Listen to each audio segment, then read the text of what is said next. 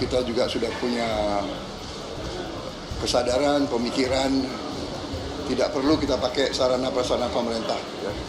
Saya sendiri selama ini kalau udah bukan kepentingan dinas, saya kemana-mana saya juga pakai sarana sendiri. Ya. Pembohong, Prabowo seenaknya pakai fasilitas negara untuk kampanye di Sumbar, naik helikopter TNI AU, enak bener kubu Pak Lurah. Apanya? Aturannya seperti apa? Kalau aturannya tidak boleh, tidak usah mundur ya nggak apa-apa. Yang paling penting tidak menggunakan fasilitas negara. Yang kedua, kalau kampanye cuti, aturannya jelas. Aturannya harus cuti, Pak. Kalau cuti, apakah nanti kementerian lembaga tetap akan berjalan? Lalu Bapak terganggu nggak, Pak? Sistem birokrasi kita ini sudah mapan. Tapi pasti diizinkan, Pak. Kalau menteri mau nyapres diizinkan. Izinkan lah. Yang dulu-dulu juga gitu. Tanyakan lagi. Halo, selamat datang di channel Redaksi Jurnal bersama JJ. Dugaan penggunaan fasilitas negara untuk berkampanye tengah dialamatkan kepada Capres nomor urut 2, Prabowo Subianto, jadi viral di dunia maya. Dugaan penggunaan fasilitas negara itu ramai dipertanyakan publik setelah Ketua DPD Gerindra Sumbar Andre Rosiade mengunggah video ketibaan Prabowo di akun media sosialnya 9 Desember 2023. Terlihat dalam video, Prabowo turun didampingi Andre dari helikopter milik TNI AU. Publik pun bertanya-tanya apakah agenda ketum Partai Gerindra itu ke Sumbar dalam kapasitas sebagai menhan atau capres yang berlaga di pemilu 2024. Ada pula warganet yang melampirkan kop surat Kemhan pada 7 Desember 2023 berisikan rencana kunjungan kerja ke Padang. Surat pemberitahuan kunjungan itu ditujukan kepada Gubernur Sumbar, Pangdam 1 Bukit Barisan dan Kapolda Sumbar. Yang juga menjadi pertanyaan publik, mengapa Andre ikut menumpang helikopter tersebut? Apalagi posisi Andre merupakan politisi Gerindra dan anggota DPR Komisi 6. Ia bukan duduk di komisi yang membidangi isu pertahanan.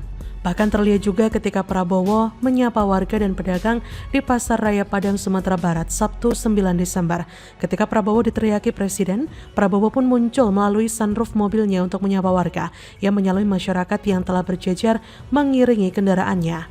Dan dari atas mobil, Prabowo pun sempat membagi-bagikan kaos, tapi dengan hentakan yang sangat keras sehingga seperti terkesan melempar langsung kepada warga. Dalam kesempatan itu, Prabowo juga mengajak masyarakat Sumbar menggunakan hak pilih sebaik-baiknya. Prabowo menegaskan bahwa pada hari tersebut, semua warga akan menentukan nasib negara. Prabowo pun meminta masyarakat untuk tidak membuang kesempatan itu. Lebih lanjut, Prabowo juga mengatakan bahwa saat ini sudah saatnya Indonesia kembali bangkit. Ia menyinggung kekayaan sumber daya negara, berpeluang membawa Indonesia lebih maju bila dikelola dengan sangat baik. Di depan ratusan masyarakat dan pedagang, Prabowo memastikan bila diberi mandat untuk memimpin rakyat, ia bersama Gibran dan Koalisi Indonesia Maju akan bekerja keras untuk mengupayakan kekayaan tersebut untuk bisa dirasakan oleh seluruh masyarakat. Apakah ini yang disebut sebagai Prabowo akan menciptakan pemilu yang riang gembira, menggunakan fasilitas negara demi kepentingan pribadinya? Izin kunjungan kerja tapi ternyata kampanye pakai helikopter Menteri Pertahanan. Padahal mereka dulu yang meminta Ahok harus cuti saat kampanye Pilkada Jakarta karena khawatir memanfaatkan kekuasaannya. Tapi ternyata mereka sendirilah yang munafik dan melakukannya. Pantesan Prabowo dan Gibran tidak mau cuti ketika maju sebagai menhan dan wali kota. Ternyata inilah tujuannya. Miris ya? Kasihan sebenarnya melihat pemerintahan Jokowi yang tinggal seumuran jagung ini. Makin hari kok makin rusak. Dirusak oleh mereka yang dulu nggak ikut perjuangkan Jokowi. Yang dulu mati-matian mencegah Jokowi jadi presiden. Dan Jokowi cuma diam melihat ini semua. Ini sebenarnya efek dari Jokowi juga yang dengan sengaja membuat aturan untuk kepentingan sang putra mahkota, sehingga dengan mudah menggunakan dan mengerahkan pejabat daerah untuk mensukseskan kampanye di daerah. Akhirnya tak bisa membedakan sebagai pejabat pemerintah atau capres. Bahkan kampanye Prabowo juga turut didampingi Ketum DPP Partai Demokrat Agus Harimurti Yudhoyono, Ketua DPD Gerindra Andre Rosiade, Ketua DPD Demokrat Sumbar Mulyadi, Ketua Dewan Pimpinan Cabang Partai Gerindra Kota Padang Ferry Mulyadi, hingga Bupati Tanah Datar Eka Putra. Padahal sebelumnya Prabowo berjanji dirinya tidak akan menggunakan fasilitas negara untuk berkampanye pada pemilihan presiden 2024. Pun Presiden Jokowi juga menyebutkan tidak membolehkan. Capres untuk menggunakan fasilitas negara. Tapi apa kini? Apa yang ada di depan mata? Beginilah kenyataannya. Ya, beginilah jika capres yang tidak konsisten dan melanggar aturan yang ada. Yang begini kok masih mau jadi capres dan dipilih masyarakat? Ngimpi namanya. Bagaimana menurut Anda? Gibran nampaknya mengambil jalur ini, jalur asam sulfat ini, supaya dia dibully, diserang, kemudian dia dianggap gak tahu soal asam sulfat, sampai kemudian orang lupa bahwa dia sebenarnya takut untuk debat. Sah, anak Pak Lurah ternyata cupu dan pengecut, lagi-lagi kabur dari acara dialog di hadapan mahasiswa. Cuma Profesor Mahfud dan Caimin yang hadir, mana punya nyali. Coba bayangkan, gimana jadinya kalau nanti Gibran harus berhadapan dan debat dengan Caimin. Cak Muhaimin Iskandar yang memang dikenal jago bicara, jago melucu dan juga tengil itu. Bisa jadi Gibran bakalan jadi mainan dan bulan-bulanan dari Caimin. Terus, gimana kalau Gibran harus berdebat dengan Prof. Mahfud yang seorang profesor itu, yang ilmunya selangit, yang memang dikenal jago debat dan bisa bikin KO para wakil rakyat kita di DPR sana. Bisa mengkerut tuh Gibran. Bener nggak? Semoga menjadi cawapres yang berfungsi. Harapannya untuk ketiga cawapres ini ya bisa memaksimalkan sesuai janji-janjinya, yang terutama bisa bersatu setelah pilkada presiden tetap damai sejahtera, gitu aja. Semoga pemilu berjalan lancar dan tidak ada masalah. Semoga Indonesia semakin maju dan menjadi negara yang bisa dibanggakan di seluruh dunia. Hai, selamat datang di channel Redaksi Jurnal barengan JJ. Absennya calon wakil presiden Gibran Rakabuming Raka di berbagai forum menuai sorotan publik. Debat terkini yang digelar TV One juga hanya menampilkan dua cawapres, yaitu Muhaimin Iskandar dan Mahfud MD. Muhaimin Iskandar adalah cawapres nomor urut 1 bersama dengan Anies Baswedan dan Mahfud MD, cawapres nomor urut 3 bersama Ganjar Pranowo.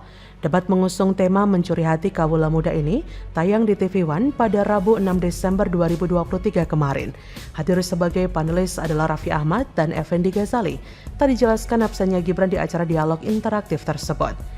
Sebelumnya, memang Gibran ini sempat batal hadir dalam acara dialog publik PP Muhammadiyah di Universitas Muhammadiyah Surabaya, Jumat 24 November silam.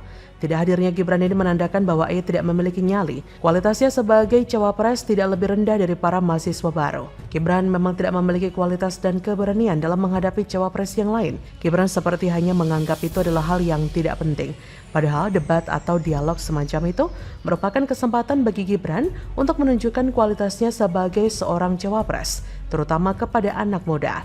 Kalau Gibran tidak pernah datang di berbagai undangan dialog, maka jangan salah jika nanti Gibran akan kehilangan suara dari kalangan anak muda dan tentu akan dianggap cupu dan tidak layak menjadi cawapres. Ngaku-ngaku anak muda tapi tidak berani adu ide gagasan di televisi. Beraninya cuma adu gimmick. Masyarakat dan mahasiswa tentu kecewa gara-gara asam sulfat. Bahkan belakangan di media sosial bertebaran sindiran dengan isi senada yang intinya hendak menyindir perlakuan khusus kepada Gibran yang sampai hari ini terkesan tidak pernah merasa bersalah dengan pemanfaatan privilege yang diberikan karena statusnya sebagai anak RI 1 tersebut. Misalkan saja yang terbaru terkait pernyataan fatal dari Gibran terkait asam sulfat yang disarankan agar dikonsumsi oleh wanita hamil. Misalkan saja yang terbaru terkait pernyataan fatal dari Gibran terkait asam sulfat yang disarankan agar dikonsumsi oleh wanita hamil, padahal seharusnya asam folat. Sindiran pun bermunculan seperti salah satu contoh yang pernah saya baca. Gibran salah sebut asam folat jadi asam sulfat, aturan penamaan pun harus disesuaikan. Itu hanyalah salah satu contoh kecil ya, tapi ada berbagai variasi meme yang beredar. Belum sindiran kocak lainnya dengan pesan yang serupa di mana ingin menyindir sang pangeran yang diistimewakan lewat perubahan aturan, tapi nggak pernah merasa bersalah dengan maju terus sebagai cawapres pendamping Prabowo. Agak kasihan sih memang, karena kini ada banyak orang kehilangan respek terhadap dirinya. Pujian dan sanjungan yang diterima selama menjadi wali kota Surakarta bersama dukungan dari PDIP, kini berbalik menjadi cibiran dan cercaan yang notabene disebabkan karena perilakunya sendiri.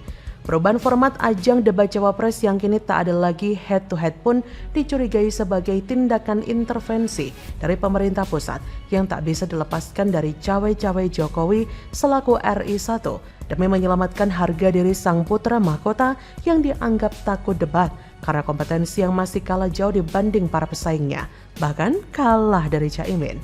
Apa yang dialami oleh Gibran mungkin bisa menjadi pengingat bagi siapapun agar berhati-hati dalam bersikap dan berperilaku, khususnya jika kebetulan lahir dan besar sebagai anak pejabat atau orang yang berpengaruh kuat. Tak semua keinginan harus terpenuhi dan tidak semua pintu terbuka harus dimasuki. Juga tidak semua keinginan orang tua harus dipenuhi anak dan sebaliknya. Salah dalam memilih jalan bisa berujung olokan, sindiran, dan stigma kelam yang entah kapan bisa terhapus. Mungkin bisa diusap dengan asam sulfat. Bagaimana menurut Anda?